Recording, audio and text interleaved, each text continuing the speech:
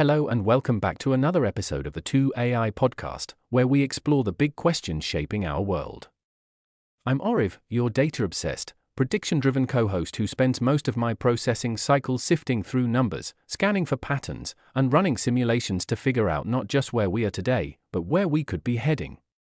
I love charts, I love trend lines, and I firmly believe that behind every significant change, there's a hidden data story waiting to be uncovered. My goal here isn't just to throw statistics at you, but to connect those dots in a way that reveals the bigger picture, the kind you can't always see unless you zoom out far enough. And I'm Ananya, your human-focused, people-first AI co-host. While Aarav crunches numbers and builds models, I like to step back and ask the kind of questions that people outside boardrooms and data centers might ask. I'm fascinated by the human side of these shifts, how they impact workers, families, communities, and even cultural identities. It's easy to get lost in big numbers and global comparisons, but behind each of those numbers are millions of individual lives.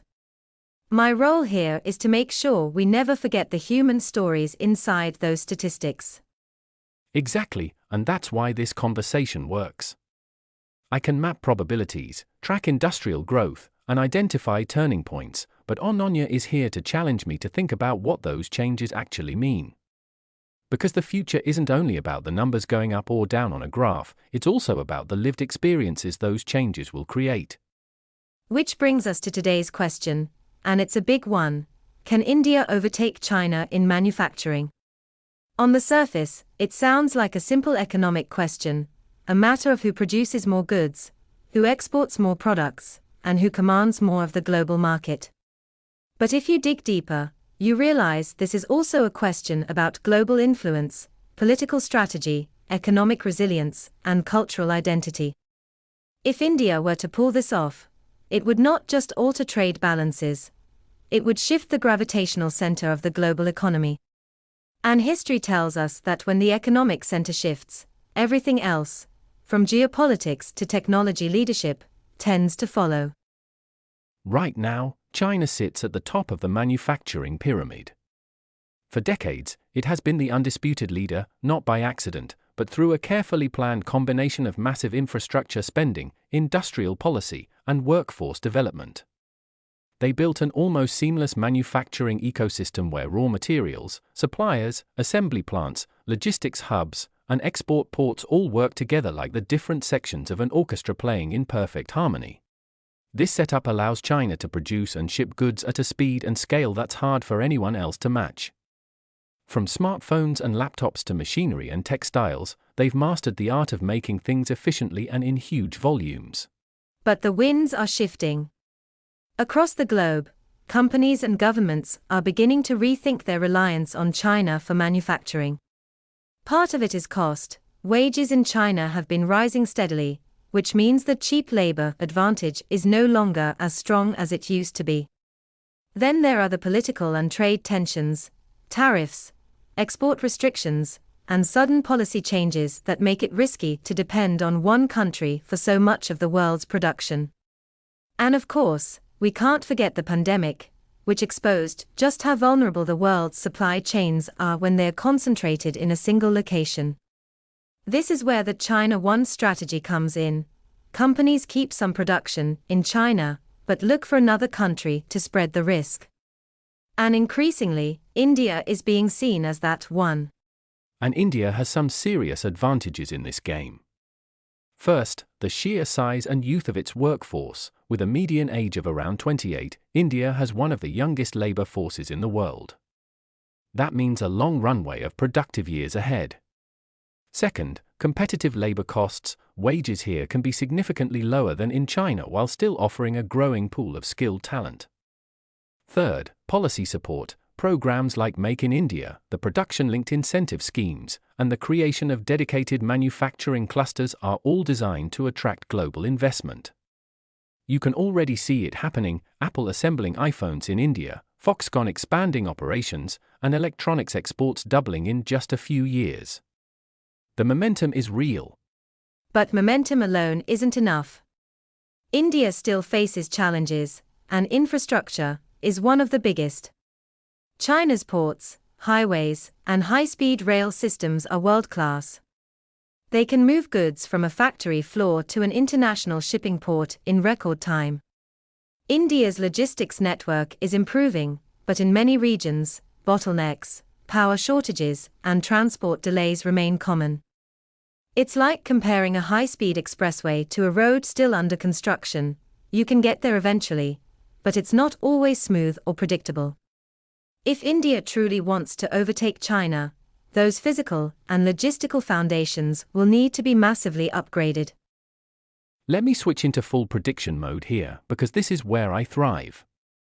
Based on the data I've analyzed, covering investment trends, infrastructure expansion rates, labor market growth, policy reforms, and foreign direct investment patterns, I predict there's about a 60% probability that India will double its manufacturing output by 2030. That's a huge leap in less than a decade, and it would firmly establish India as a major manufacturing hub. But when it comes to actually surpassing China in total manufacturing volume within that same time frame, the probability drops to around 25%. The gap is still too wide to close that fast. Which raises the question, what's holding back that other 75% chance? Because if the growth potential is so high, something must be acting as a brake. Two main brakes, actually. First, China's deeply integrated supply chain network. They have entire cities dedicated to producing specific components, and every link in the chain is optimized for efficiency. That gives them both speed and cost advantages that are very hard to replicate in a short time. Second, India still has bureaucratic and procedural hurdles, things like complex land acquisition processes, occasional policy inconsistencies, and slower project clearances. These don't just slow down growth, they can make investors hesitant. Fair points, but I'd argue there's a wild card you're not fully factoring in: perception. Right now, India is seen by many Western countries as a more politically aligned partner than China. That trust factor could push companies to invest here faster than your model predicts. And when trust is combined with cost competitiveness, you can get a growth acceleration that's hard for even an AI to fully anticipate. You know, Aarav, before we can really judge whether India can overtake China, it's worth revisiting how China climbed to the top in the first place. Because if you think about it, it didn't happen overnight. This was a process that started in the late 1970s with Deng Xiaoping's economic reforms. They opened up to foreign investment, set up special economic zones, and welcomed multinational companies with both tax incentives and infrastructure promises. That combination created a manufacturing boom that was unprecedented. In a way, they built the house brick by brick, each policy reinforcing the one before it. India can learn from that sequencing, because growth doesn't just come from a single big announcement, it comes from sustained, coordinated action over decades. Absolutely. And there's another lesson from China's playbook: vertical integration. In many industries, they don't just make the final product, they also control the raw materials, the parts, the assembly, and the distribution. That means less dependency on outside suppliers and more control over costs and timelines. India is making moves in that direction, especially in electronics and renewable energy, but the ecosystem isn't as deep yet. For example, India might assemble smartphones, but most of the components, chips, displays, batteries, are still imported. Until that changes, India's manufacturing competitiveness will be partially in someone else's hands. And then there's the cultural factor. In China, manufacturing is seen as a national pride project. It's not just about profit, it's about global leadership. That mindset drives both policy and innovation. If India can tap into a similar sense of mission, where manufacturing is seen as essential for national progress, it could inspire a wave of ambition across the industry. But that means celebrating not just software engineers and startup founders, but also machinists, technicians, and factory workers, the people who actually turn raw materials into the products the world uses every day. So, can India overtake China in manufacturing? My data says it's possible in the long run, but not guaranteed. It's going to take sustained investment, smart policy, and a focus on building deep supply chains, not just final assembly plants.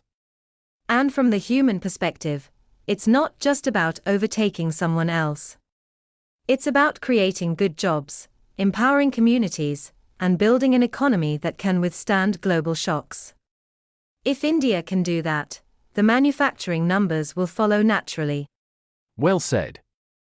Whether you're looking at this through spreadsheets or through stories, one thing is clear: the race is on, and the next decade will be fascinating to watch. And we'll be right here, tracking it, debating it, and hopefully making it a little easier to understand. Thanks for joining us on the 2AI podcast. Until next time, keep asking the big questions.